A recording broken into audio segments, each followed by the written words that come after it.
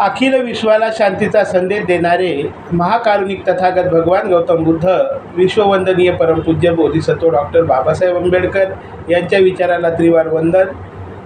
उपासक उपासिकांना क्रांतिकारी जय भीम, नमो बुद्धाय. आज या ठिकाणी धम्मक्रांती, धम्मविचार,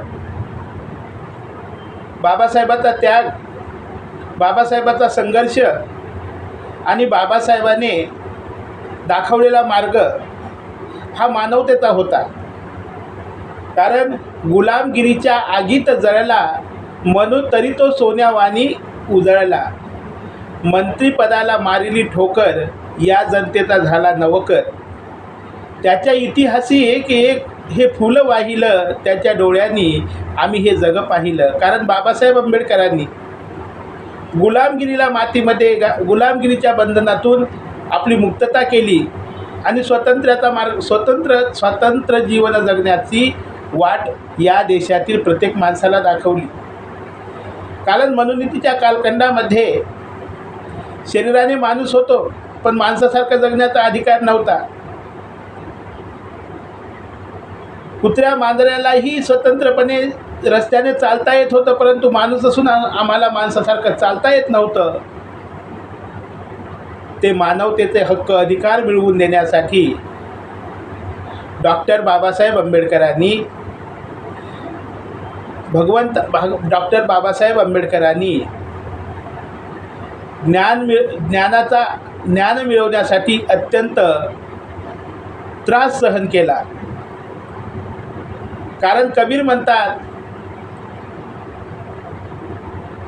डोळे आहेत परंतु ज्ञान नाही, अज्ञानाने माणूस आंधळा आहे. महात्मा ज्योतिबा फुले म्हणतात, विद्येने मती गेली, मतीनं नीती गेली, नीतीनं वित्त गेलं, वित्तानं शूद्र खचलं. एवढं अनर्थ एका अविद्येनं केलं. आणि बुद्ध म्हणतात, प्रज्ञा हे माणसाच्या जीवनामधील अत्यंत आवश्यक आहे आणि प्रज्ञा ही सर्वांना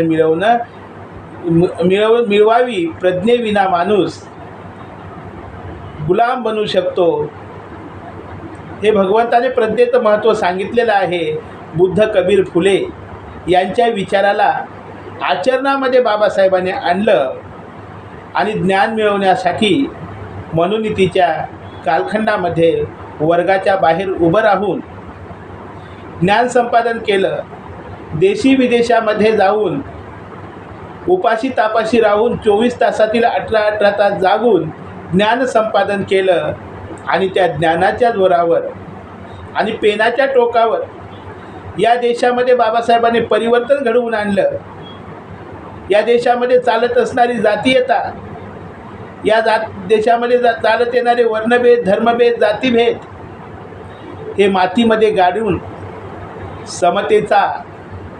समतेचं, ममतेचं, करुणेचं आणि मानवतेचं असं महान असं संविधान बाबासाहेब आंबेडकरांनी लिहून दिलं.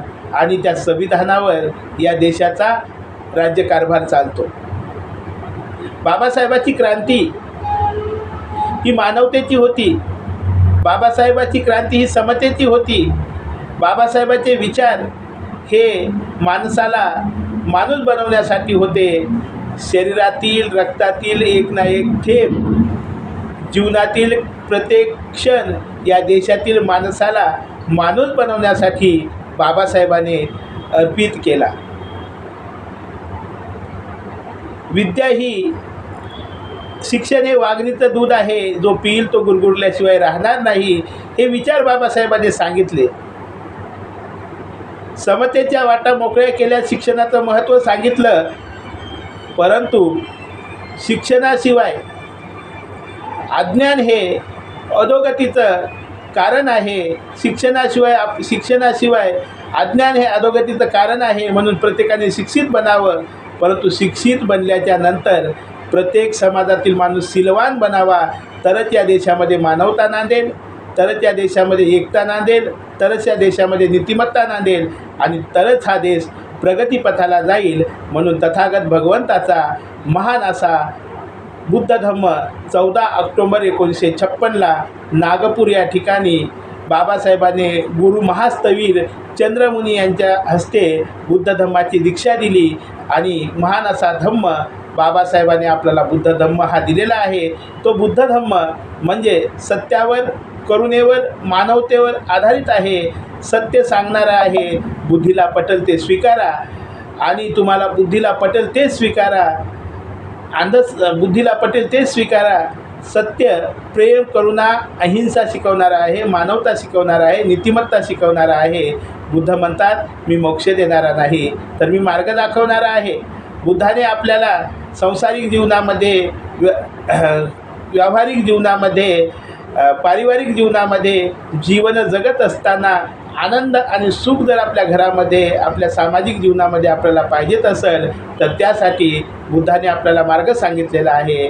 पंचशील सांगितलेले आहेत, आणि अष्टांगिक मार्ग सांगितलेले आहेत, 10 पारमिता सांगितलेल्या आहेत, महामंगल सूत्र सांगितलेले आहेत.